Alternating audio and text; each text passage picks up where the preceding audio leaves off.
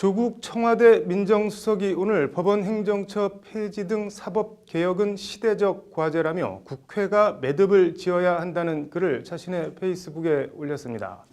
관련해서 법원 행정처 폐지 등의 내용이 담긴 법원조직법 개정안을 대표 발의한 안호영 의원을 만나 왜 법원 행정처를 폐지해야 하는지 등 이런저런 얘기들을 들어봤습니다. 로투데이 인터뷰 장한지 기자입니다. 그 자신 변호사로 법조인 출신인 안호영 의원은 현재의 사법농단 재판거래 파문에 대해 안타까움을 넘어 참담하다는 소회를 밝혔습니다. 보수화된 법원이 진보적인 판사들의 인사 불이익을 준 정도로만 생각했지 재판거래는 정말 상상도 못한 사태라는 겁니다. 상고법원 설치라고 하는 것 때문에 어떤 거래 의혹이 제기됐다는 것은 정말 심각한 문제죠. 그로 인해서 우리 법원에 대한 그 국민의 이제 참 불신이 높아졌고 이것은 사법부의 위기고 또 정의의 위기다. 사법부의 위기, 정의의 위기를 초래한 그 중심에 군림하는 법원 행정처로 대표되는 제왕적 대법원장이 자리하고 있다는 게 안 의원의 진단입니다. 우리 법원이 갖고 있는 여러 가지 이제 문제가 있지만 대법원장에게 과도하게 권한이 집중되어 있고 이런 것에 이제 이런 것이 어떤 재판의 어떤 공정성 혹은 독립성을 잃게 하는 이런 구조적인. 안호영 의원이 법원 행정처 폐지와 인사권 등 대법원장 권한 분산을 골자로 하는 법원조직법 개정안을 대표 발의한 배경이자 논리적 귀결이기도 합니다. 법원 행정처가 폐지되면 대법원장이 권력을 행사할 수족이 사라져 사법농단 재판거래 여지 같은 건 원천 차단된다는 겁니다. 제왕적 또 대법원장 이렇게도 표현을 하고 있습니다만은 이런 문제들을 과감하게 좀 개혁해야 될 필요가 있다. 이런 거를 국회에서 관련 법을 좀 개정해서 이런 방향으로 나갈 때. 폐지되는 법원 행정처를 대신해 신설될 사법행정위원회가 제2의 법원 행정처가 되는 것 아니냐는 일각의 우려에 대해선 그럴 일 없다고 일축했습니다. 대법원장을 제외한 11명의 사법행정위 위원 가운데 절반 넘는 6명을 전국 법관 대표회의에서 선출하도록 하는 등 2중 3중의 안전장치를 만들어놨다는 겁니다.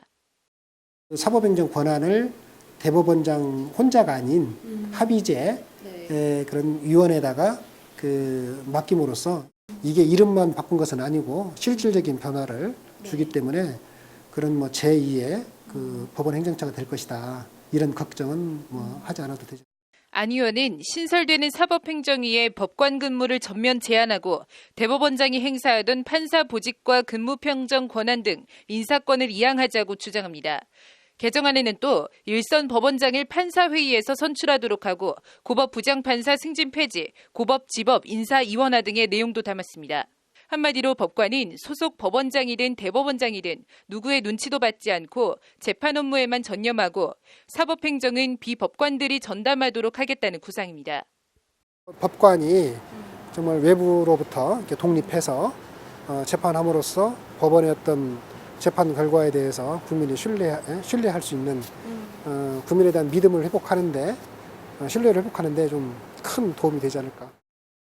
법원조직법 개정안에 현재 14명인 대법관 수를 26명으로 크게 증원한 내용을 담은 것도 같은 취지입니다.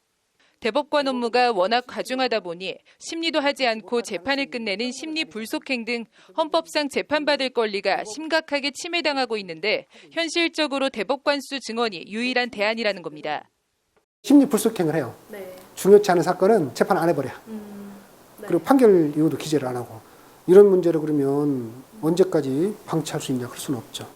인터뷰를 진행하는데 안 의원의 책장에 있는 여러 법조 관련 서적 가운데 동굴 속에 갇힌 법조인이라는 책이 눈에 들어옵니다. 전관예우와 법조 브로커, 급행료 관행 등 판검사와 변호사, 법조계의 일탈 사례를 꼬집고 있는 책입니다. 무전 유죄, 유전 무죄로 대표되는 만연하고도 뿌리 깊은 사법 불신. 법원조직법 개정안을 대표 발의하며 권력의 법원이 아닌 국민의 법원으로 거듭나길 기대한다고 밝힌 안 의원에게 무엇이 국민의 법원인지 물었습니다. 헌법적인 가치대로 우리 국민이 독립적이고 양심에 따른 그런 법관으로부터 재판을 받을 수 있는 그런 권리가 보장되는 법안. 이런 법원이 국민에 의한 법안 이렇게 볼 수 있지 않을까.